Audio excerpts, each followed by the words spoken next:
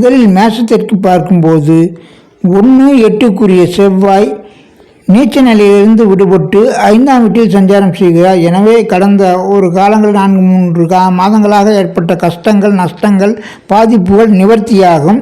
தைரியம், தன்னம்பிக்கை குறைந்திருக்கும்.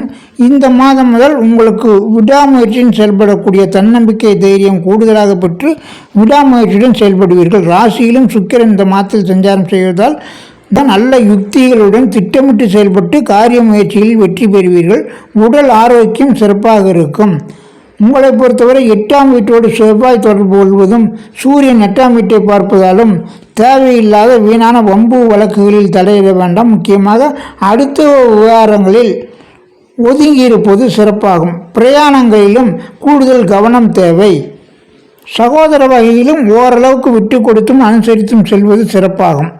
உங்களை பொறுத்தவரை 2-7க்குரிய சுக்கிரன் 7ஆம் வீட்டுடன் தொடர்பு கொண்டிருக்கிறார். எனவே உங்களுக்கு திருமண காரியங்கள் சிறப்பாக இருக்கும்.